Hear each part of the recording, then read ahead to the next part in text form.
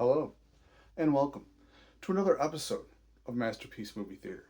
We're going to be discussing the 1989 super fun film, Little Monsters. There it is, right there, front and back of the DVD. It was directed by Richard Greenberg and written by Terry, is it Rossio, and then Ted Elliott as well. So, for the cast, okay, bigger cast here than a lot of the movies I usually talk about. We have Fred Savage as Brian Stevenson and Howie Mandel as Maurice, the monster you saw right on the front of that. Daniel Stern plays Glenn Stevenson, his father, and Margaret Whitten plays his mother as Holly Stevenson. And then his own little brother, Ben Savage, plays his little brother, Eric Stevenson. Great casting choice, of course. I mean, you literally can't get better than your own younger brother. The ever hilarious Rick Ducommun plays one of the monsters, Snick, and as the almost kind of like leader, evil person of the uh, little monsters like underworld. There is Frank Whaley as Boy. We have William Murray Weiss as Eric's friend Todd. Devin Rattray as the bully throughout most of the movie, Ronnie Coleman, and then as Brian's kind of friend and kind of little fun love interest, Kirsten was Amber Barretto. A few fun facts about this. Obviously, if you watched Wonder Years, you might already know this connection that Fred Savage, who obviously starred in Wonder Years, the voiceover that was done in throughout that show is actually done by Daniel Stern, which is just a super cool connection. So it's also Ben's first ever role. And if you know anything about Ben, obviously he went on to be the head of Boy Meets World. In my opinion, one of the best sitcoms ever. My sons and I watch it actually all the time because it's just great. I'm not sure if they pronounce it as Kayla. It's Kala, or it could be Kala. I'm not sure. But Kayla Savage, who's their sister, I didn't actually look to see if she's older, younger, in between, but she plays one of the little monsters in the movie as well. And another cool fact here is that Margaret Whitten and Ben Savage appear as mother and son again in another movie in 1992's Big Girls Don't Cry, They Get Even, which is another fun film. Another film I showed my kids. They like it a lot.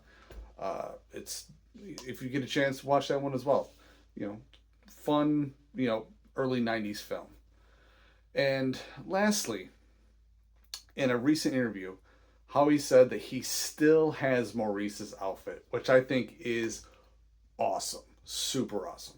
I mean, I know he had a hard time with the makeup, the paint, all that stuff. I don't know if his OCD started during that or hey, he had it before that and just pushed through with all that latex and makeup and all that stuff. But yeah, that must have been rough for him either way. But to still have Maurice's outfit that's pretty cool. So we open the film with Brian talking about the best friend he ever had, almost like it's being retold, and you're seeing his memory of it, and it's it starts with them just coming into I think it's a suburb of Boston, and they've just moved there. Brian is 11 at the time, and he feels totally isolated. He hates the move. I mean, what kid wouldn't, be mad they moved somewhere different? So, one morning, he's actually blamed for a ton of stuff that goes wrong. Now, he was up the night before. He was eating. He was doing all this stuff. However, there's, there was ice cream left in a cupboard and not in the freezer. And Brian's bike was left where his dad backed over it, and Brian just gets in a ton of trouble, and he knows that it wasn't him. He knows he didn't do it, so he wrong. So his dad, is obviously blaming him. He gets in trouble for it was like a week or two or something like that, and then he blames his little brother Eric, who's 8. few years younger than him there, and he, uh, in being mad at him, he actually takes his lunch, throws it out the window, and that's when it hits Ronnie Coleman, the huge. He's much bigger than all the other kids. Oh, you know what? Another little fun fact: if you watch this movie, you see the size difference between uh, Devin Ratray and Fred Savage, and actually, Fred is older than Devin. Really crazy if you actually go and watch and see the size difference between the two of them. Anyways, back to it. Uh, so they get into a fight on the bus, then they get into a fight in school, and he gets in a bunch of trouble yet again. So Eric is convinced that there was a monster in his room, that he actually saw a monster. So he actually dares Brian to switch rooms with him. So he switches rooms, and at one point, uh, you know, Eric has gone to bed, and Brian is, he leaves the room for a few minutes, and when he comes back, the room is demolished. The TV is even in the closet, and as he's looking around, just seeing everything destroyed, the remote is spinning on the floor, and then it gets sucked underneath the bed. And he, obviously he doesn't find anything underneath it. So the next morning, Eric and Todd, his friend, find him sleeping in the living room, and they're making fun of him, because they think that he couldn't sleep there. So he rolls over and bets them double or nothing. And so then that night you see him kind of setting up booby traps all around. He lays, he does all this stuff to the bed so he can pull a lever and just drop it all the way onto the floor. He sets up a bunch of Doritos. He just sets all these mini little booby trap things. Brian falls asleep, but wakes up to the sound of the Doritos being eaten. So he eventually makes the trap thing go off. The bed comes down, and he's trying to find him with the flashlight. It's a decent sized room, and then he ends up tackling him, and he sees him, and it's Maurice. Here he is, a monster right in front of his eyes, and he turns on, or his dad comes in, turns on the lights, and he just falls into a pile of clothes. And that's when he realized, so Brian starts to quickly realize a lot of things. He catches on certain things very quickly if he's actually paying attention. So there's all this light, all these things are happening to, Maurice real quick. And in fact, when you first see him, he doesn't have horns, but then the light actually disfigures him and he grows horns.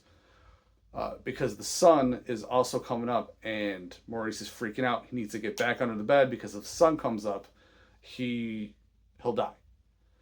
So he kind of slowly goes back down in the pile of clothes. He's kind of steaming off, and he takes the clothes and he shoves them back underneath the bed, right just as the sun's coming up, and Maurice pops back up, lifts the bed and everything, actually introduces himself, and then goes down. So the next night, and then what they lead you to believe is, the next maybe few nights, maybe a while, because they take you through a series of montages about the adventures that they get into.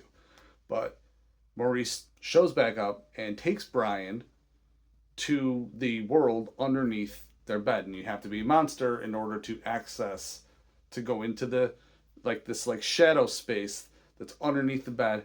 And it's just a whole world of staircases that lead up to people's beds, and it's just this weird dream world of boards and spaces to walk and play and eat and just all this crazy stuff. It's a wild thing to look at. So he takes him down there, and over the course of the next few nights, he shows them what they're all about, what all the little monsters do, and they cause all this different trouble. Again, a series of montages where they're destroying all this stuff, and the coloring on walls, and taking the kids' shoes, putting them in mud, and then walking them through the house. Just all this stuff that they could do to get tons of kids in trouble. and their friendship blossoms over it. They have a lot of fun doing it. At the same time, in school is when Brian is becoming friends with Kirsten, and when he tells Maurice about her, and they go to her room at night, they see her sleep and all that. They're looking around. He even sees a picture that she took of him up there, and he's like surprised that she likes him. And meanwhile, Maurice t- uh, turns his hand into like a little like dog type thing and eats her homework. It turns out that that homework was actually a project that she worked really, really hard on, but then ended up getting a zero on because she said the dog must have ate it, and then Coleman points out that she doesn't even have a dog. So she gets in trouble. So Brian actually gets pretty mad at Maurice for that. And then shortly after that, so he's fighting with him about that.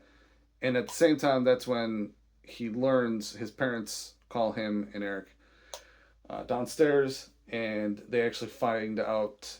They tell them that they're going through a trial separation, that Glenn is moving out because all they do is fight. And uh, again, Brian's not dumb. He says they're getting a divorce, and he just goes back upstairs. Maurice hears the whole thing, and he feels really bad for him. So then one night, he takes Brian, and they're supposed to be going some big party thing. All the monsters are going there, and where they go is a very young baby, very little baby's crib, and they're all just standing over it, scaring the crap out of it. And this disgusts Brian, and he thinks it's super cruel, which it's too far for him. He's not a monster. He's a human kid. So he gets really mad, and he opens the door to the hallway, and the hallway light comes pouring in. They all turn into clothes, and he runs. And as he's walking home, he happens to run into Todd. And when Todd's flashlight happens to shine on him, it shines on his arm, and it turns into clothes. And he realizes that he is starting to slowly turn into a little monster, because at the same time he also gained the ability to access the that shadow space under the bed to go into the underworld all by himself. He didn't even need Maurice. In response to that, he saws off all of the legs of the beds in the whole house, and his mom thinks it's just him reacting to the whole separation thing. Then Snick, who I spoke about, Snick is a big huge monster, works for Boy. He shows up, and he's angry with Maurice because he says, we almost had him. And that leads you to believe that they need more, that sometimes they have to take the kids and show them the underworld and then get them to turn into monsters in order to repopulate themselves down there. They're never super clear on it, but even just that quick line is what it starts to lead you to believe. Snick being so angry, he really wants to get Brian down there because Brian also knows all of their secrets. So he actually uses his powers to unfold the hide-a-bed on the couch, and he kidnaps Eric. So Brian enlists the help of both Todd and Kirsten, and they build like this light bazooka thing. It's pretty cool. And they go into the underworld, and they go up the staircase that you're never supposed to go near. And that's where they find that it leads to Boy's room. And Boy has Eric, and he says he'll allow them to go if Brian will stay, and and then become one of them. He declines. They fire the thing, and it actually burns Boy's so bad he actually rips like the skin off of his face, and you see the monster that he is underneath. for kids, it could be a pretty scary part. Boy's really creepy looking. It's pretty bad. And it actually doesn't end up going off well for them. They're slightly outmatched because they weren't quite ready. They all get thrown into like this, almost like this little dungeon area where they actually find Maurice. They they find some stuff to be able to generate some light in there. They turn Maurice into a pile of clothes, shove him underneath the door, and once he's on the other side, he lets them out. What they then do is go and they rearm themselves with a bunch of light bulbs, and they actually go to Ronnie Coleman's house, and they get Ronnie to help them because they need him, because he's so big, to carry all these batteries. And so he's carrying all these batteries, and then Brian, Kirsten, and Todd are covered in huge, powerful light bulbs. Like the thing that they used for the light cannon, they have multiple ones completely covering them. Coleman hooks it up. Once they go back, there's Snick, there's Boy.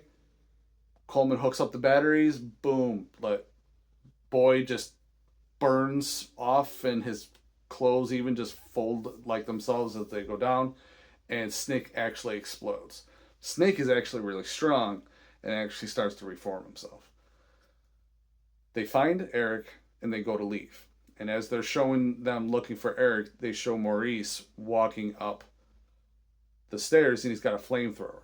And I know what you're thinking. It's like, well, if he's got a flame, it's a light. There can't be a round light. But it is, the end of it is very, very long. It could be that it's far enough away from him. I still think it's kind of a plot hole, but it's still a good movie. Let's just kind of look over that a little bit. So once they save Eric, they're running out, and then a mostly reformed Snake is in the way. That's when Maurice shows up with a flamethrower, lights him on fire, and he just lays there burning in a pile. And again, he wasn't even totally reformed. It's actually kind of funny. So then they all run. They're, all five of them, 1, 2, 3, 4, all six of them, sorry, are are running, and they go to get up underneath where their house, where the hide-a-bed was, but the sun has come up there, and if you get stuck under there, even on one night, you're going to become a monster. What they then lead you, which is something they talk about early in the movie, what they then lead you to believe right after that is the sun hasn't come up everywhere. So they start running west because it's the world is it's very different. It's not 6,000, or it's not it's not 3,000 miles. It's not 6,000 miles. It's not, like things, Chicago isn't that far away. It's like maybe a neighborhood worth for them. That's how they lead you to believe what it is. So they just start running, but they keep on. Nope, the sun's up there. The sun's up there. So then they're like, all right, we got to run all the way to where California is. So they manage to get there, but it's happening. The sun is getting close to coming up, because obviously it takes them somewhere around, those 3 hours to then get there. So they get there and they're going up, and it's actually some guy who's sleeping on like a lawn chair type thing on a beach, and they all start crawling out from under there, and that's where Brian and Maurice say their goodbyes, because they know they're not going to be able to see each other anymore. It's it's a little sad, because neither one of them wants to say goodbye. They admit that each other is their best friend, and Maurice even gives him his awesome jacket, and he goes, and that's it. And then a song by the Talking Heads starts playing, which is just great. Okay, that's just it's a perfect song, perfectly placed. They show him running off towards the water, and then the credits start rolling. But then you see the phone ring. They actually call from home, and Glenn is there, back at the house as well. And so the mom answers the phone. She's wondering where they are. He's like, "Oh, I got Eric. We're fine. Everything's all set. All right, where are you?" "We're in Malibu." And the Malibu, how'd you get there? It's a really long story, and that's it. And then talking heads continue to play, and again, it's a very very fun late '80s. It's pure '80s still, but it's so good. It's so fun. If you've never seen it, go check it out. It's where you should be watching it, and yeah, it's a whole lot of fun. So I want you to join me next time, where we're going to be talking, since we're going to be getting into October and the whole Halloween thing. We're going to do a couple horror type movies, because the next movie I'm going to do is Killer Clowns from Outer Space. We'll see you then.